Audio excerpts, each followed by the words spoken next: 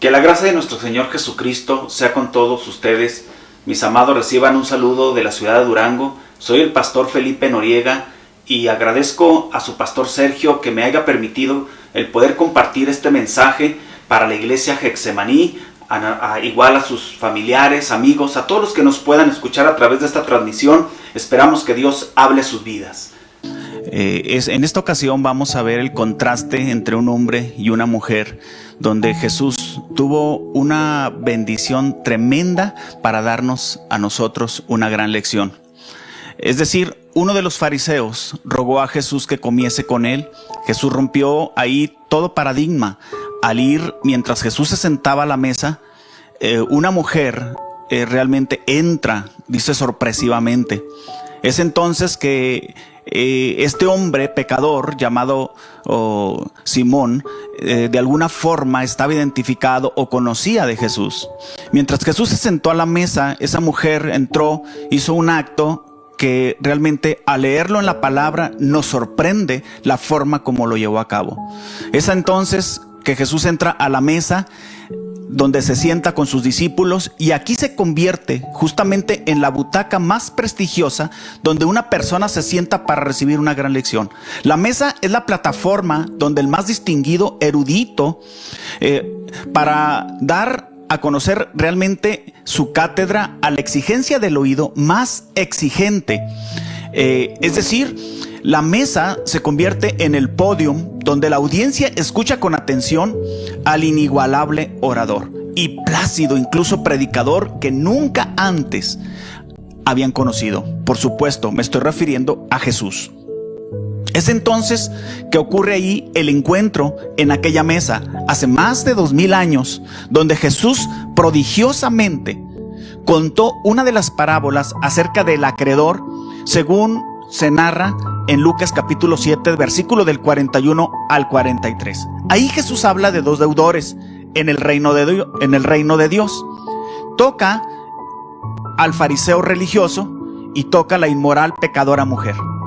Es decir, a ambos se les canceló la deuda de su pecado, por lo tanto se esperaba una generosa entrega de gratitud. ¿Cuáles de los dos demuestra su gratitud de manera que más amplia, más generosa? Diríamos que es un contraste entre los dos. Y es aquí donde yo quiero referirme a esta palabra que Jesús narró, y dice así, capítulo 7 del Evangelio según San Lucas, pero solamente voy a leer el versículo 44 en delante. Dice, y vuelto a la mujer, dijo a Simón, ¿ves esta mujer? Entré en tu casa y no me diste agua para mis pies, mas esta ha regado mis pies con lágrimas y los ha enjugado con sus cabellos. No me diste beso, mas esta, desde que entré, dice, no ha cesado de besar mis pies. No ungiste mi cabeza con aceite, mas esta ha ungido con perfume mis pies. Por lo cual te digo que los muchos pecados le son perdonados, porque amó mucho, mas aquel a quien se le perdona poco, poco ama. Es extraordinario poder tocar esta porción de la palabra. Es sin duda que es una de las porciones favoritas, porque revela ahí realmente a un hombre que se trata de justificar por sí mismo como un hombre bueno, un hombre justo, un hombre santo, diríamos un hombre hasta creyente de Dios.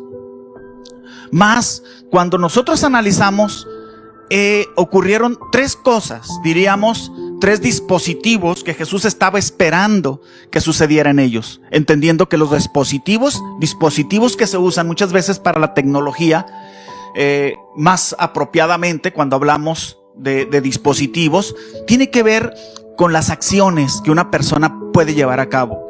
En este caso era lo que Jesús estaba esperando de Simón, aquel fariseo que invitó a Jesús. Y por lo menos Jesús esperaba tres cosas aquí, tres dispositivos, que diríamos tres disposiciones que él debió de haber llevado a cabo. Sin embargo, no lo hace. Mientras que la mujer, cuando entra, lleva a cabo las tres acciones, por lo cual Jesús la elogia. Jesús la toma como una mujer realmente de gran estatura, de un renombre, y pone ahí entonces en balanza nuestra vida, la suya, amigo que me escucha, y la mía.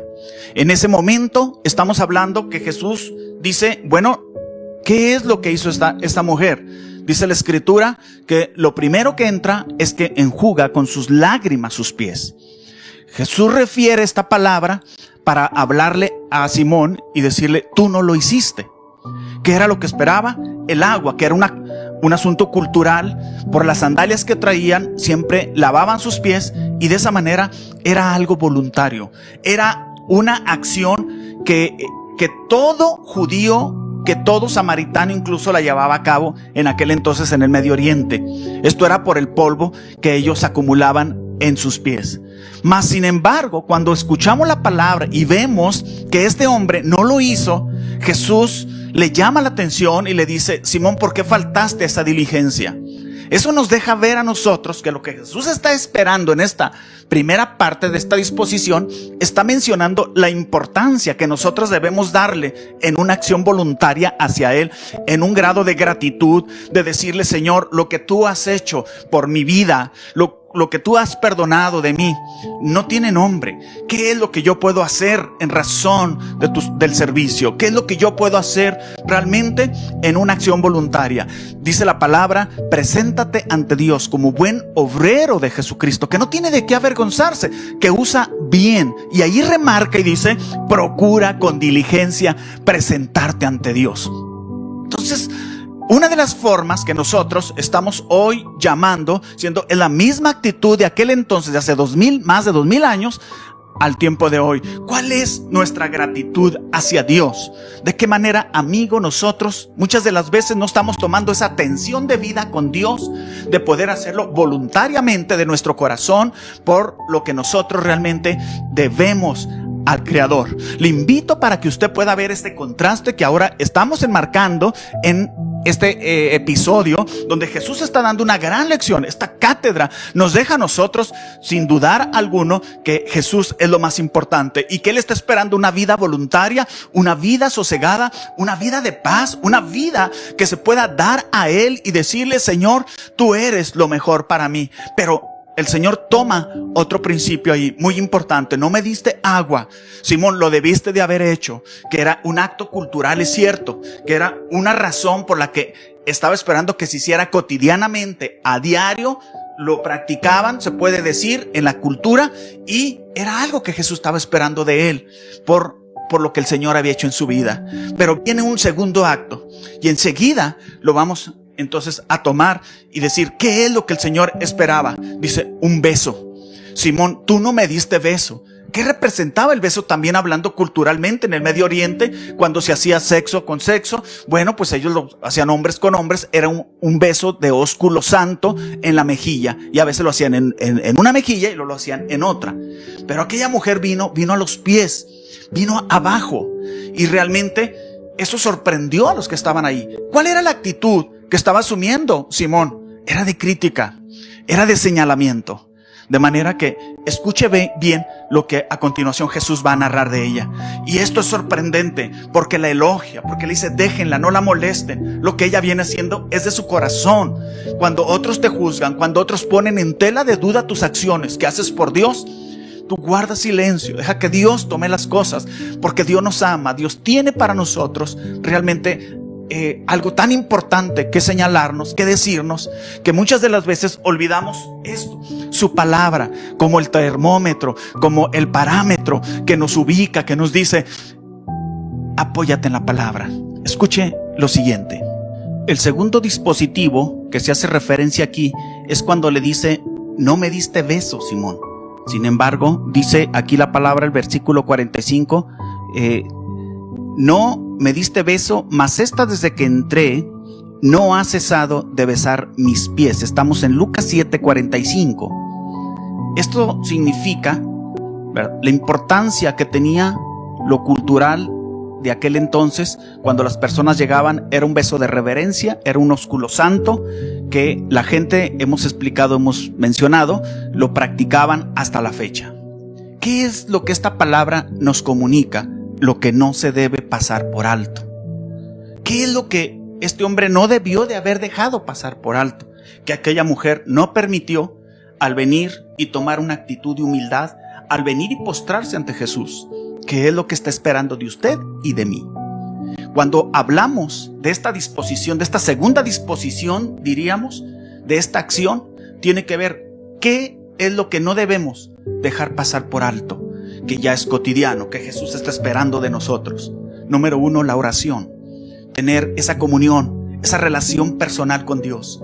Es cierto que estamos en tiempo de pandemia, de estarse en casa, de que de pronto algunas cosas nos han tomado de sorpresa y a veces nos agotan hasta los propios medios de comunicación, las tareas mismas en casa.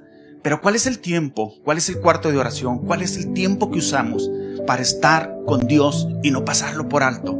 ¿Cómo es que usamos el tiempo para la lectura? ¿Cómo estamos siendo ministrados? ¿Cómo estamos comiendo la palabra? Que no debemos pasar por alto, porque hay una inmensa gratitud en nuestro corazón por el amor que tenemos a Él. ¿Cuál es la forma de postrarnos, de adorarlo a Él? Y es un momento tan sublime, tan importante, que Jesús realmente dijo que esta mujer estaba haciendo, que aquel hombre dejó pasar por alto, y que a veces nosotros mismos caemos en eso. Hablamos de compartir la fe, que no debemos dejarlo pasar por alto. Estamos hablando de la importancia de tomar el escudo de la fe, de estar hablando de las verdades esenciales que el ser humano necesita en torno a lo espiritual. Es Jesús el Señor de sus vidas, el Salvador de sus vidas. ¿Qué están pasando por alto muchas personas al no pasar este tiempo con Dios? ¿Cuál es el tiempo, dijimos, de adoración? Pero ¿cuál es el tiempo de la mayordomía que pasamos por alto también? Es una faceta que muchas de las veces no solamente es aquel religioso, aquel hombre lo dejó pasar, pero lo tomó realmente aquella mujer como algo realmente desafiante para ella. Y terminaríamos diciendo, cuando Jesús le dice el tercer dispositivo, le dice: no me ungiste. ¿Qué era la unción?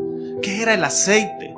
¿Por qué era tan necesario, tan elemental que el aceite viniera sobre las personas y venía sobre la cabeza? Porque hay una historia muy interesante, me pareció. Por ejemplo, en las ovejas. ¿Por qué las ungían a las ovejas en su cabeza? Y en esa manera de ilustración, de analogía, nos presenta que el aceite que les ungía era porque muchas de las veces los parásitos, muchas de las veces aquellas cosas casi invisibles venían a su nariz, afectándoles, haciendo lava y más tarde un pequeño gusanito hasta picarles en su nariz, y en la desesperación de aquellos animalitos iban a las rocas o iban donde se atoraban y ahí morían, porque era desesperante y de esa manera se autodestruía. Por eso era importante esta palabra: ¿por qué no me ungiste? Porque el ungimiento traía protección, el ungimiento traía autoridad, el ungimiento traía de alguna forma identidad a la persona, le daba seguridad, confianza. El ungimiento entonces era una parte elemental de posesión, porque no solamente poseía un momento tan importante como la Escritura menciona de unción, santificación, pero la Escritura menciona la importancia que era el ser ungida a las personas. Por eso es que cuando el salmista en el Salmo 23:5 dice: ungiste mi cabeza con aceite, mi copa está rebosando. Qué importante es esa palabra, ser ungidos en nuestra cabeza para que los parásitos, ¿verdad? Los parásitos que bien son las preocupaciones, que bien son los temores, no entren a su mente y empiecen a hacer eco. Si todo está bien, no va a pasar nada. Cuando deberíamos de ser desafiados en una inmensa gratitud, en un tiempo, es cierto, difícil, pero mi amigo, que le invito, que usted anhele como esta mujer, venir a los pies de Jesús, poder brindar esa gratitud extremadamente y decirle: Señor, te amo, anhelo estar en tu presencia, deseo ser desafiado como esa mujer que no le importó lo que tenía que dar, quebró aquel alabastro, dice, costoso para ella, pero era para su maestro. No lo escatimó porque tenía en mente que estaba flechado, estaba conquistado su corazón. Cuando el corazón se conquista, hay una gran gratitud, hay una entrega por Dios maravillosa. cosa. Mientras el corazón está cerrado, podemos vivir entonces como Simón el fariseo, solo de lejos, dejar pasar las cosas, las disposiciones voluntarias, realmente no tomar a Dios en primer lugar y no ungir nuestra cabeza. El aceite es ese tiempo de que el Espíritu Santo está llamando a que usted y yo estemos alertas, estemos discerniendo los tiempos que estamos viviendo y poder estar alertas al llamado del Señor. Dios te ama, amigo que me escuchas. Jesús desea que tú tengas gratitud en tu corazón, que le des esa preeminencia, ese primer lugar. Dios le ama infinitamente. Su amor fue tanto, dice, porque al que mucho se le perdona, mucho ama. Le preguntaría, ¿cuánto ama a Dios? Si Dios, como esta mujer, lo reveló en esa disposición, le animo a que cambie el chip de su mente. Le animo a que usted pueda cambiar su perspectiva. Le animo a que usted pueda tomar un nuevo reto, un desafío por poner a Dios en primer lugar y decirle: Señor, me desafío a ser un hombre de fe, una mujer de fe, una mujer que no está paralizada por el temor, por las circunstancias. No dependemos de ello, dependemos de aquel que murió por nosotros, se levantó triunfante, está intercediendo. Él tiene control de esta pandemia, Él tiene control de cualquier virus. Pero usted y yo, ¿cuánto le amamos? ¿Estamos listos? Estamos ahora llamándole, diciéndole, al igual que esta mujer, Dios la honró porque puso a Dios en primer lugar. Le animo para que usted y yo honremos a Dios como lo hizo esta mujer, no como aquel hombre. No me ungiste cuando entré, dijo Jesús. ¿Qué es lo que está esperando el Señor? Que usted y yo le honremos, pongamos a Dios en primer lugar siempre. Y eso es lo que dice el más grande y excelente mandamiento: pon a Dios en primer lugar. Amarás a Dios con toda tu alma, con todas tus fuerzas, con toda tu mente, porque esa es la mayor virtud del ser humano, descubrir cómo se ama a Dios. Y estas tres disposiciones que se nos muestran aquí son realmente los reactivos, son los cambios, es lo que genera seguridad, confianza. Deje que el Espíritu Santo, que no tiene barreras, que no está limitado al tiempo ni al espacio, que está aquí, que está allí donde usted está, que está allá en Jerusalén, que está en Estados Unidos, que está en Dallas, que está en Chicago, que está en Arkansas, que está allí en Guatemala, que está en Nueva York. Ese Espíritu maravilloso no está limitado. Por eso dice: unge tu cabeza, unge tu pensamiento, unge realmente tu corazón para estar protegidos en la presencia del Señor, que es su Espíritu Santo. Por eso dice su palabra en Efesios 5:18, no os embriaguéis con vino, en lo cual hay disolución, antes sed llenos con el Espíritu Santo. Vamos a hacer esta oración. Le invito a que cierre sus ojos ahí donde está. Para Dios no hay distancia, no hay limitaciones. Señor, te damos gracias en esta hora por la bendición que nos has dado de compartir este mensaje de tu palabra. Permite que mis hermanos de Iguala Guerrero sean ministrados ahí donde están. Señor, si alguno está padeciendo por alguna necesidad apremiante, incluyendo la enfermedad, ruego que tu mano se extienda y les toque ahí donde estén. Padre, gracias porque en ti podemos confiar, saber que tú llevaste nuestras enfermedades y por fe ahora nosotros, Señor, declaramos esa sanidad para esa persona, para ese momento difícil que está pasando. En Cristo Jesús rogamos que en cada región, cada sector, Señor, hasta donde esta transmisión pueda llegar, sea tu Espíritu obrando en el corazón de aquellos que han de tomar una decisión para hacer ese cambio de vida integral. Permite que sea tu mano que se extienda y seas tú el proveedor para cada uno de nuestros amigos que nos están sintonizando, que nos están escuchando. Señor, tócales por el poder de tu Espíritu, guárdales. Señor, sabemos que tú estás operando cambios en medio de esta situación, de esta pandemia, de este virus que está azotando tantas partes de nuestra sociedad, pero que a tu iglesia, Señor, tú la amparas, tú la proteges. A mis hermanos, Señor, te pido, te ruego que les protejas y que les toques en esta hora, en el nombre de Jesús, por el poder de tu palabra, por el poder de tu Espíritu Santo. Para ti no hay barreras y sé que ahí estás obrando, en el nombre de Jesús. En el nombre de Jesús te lo imploramos. Amén y amén. Gracias, Señor.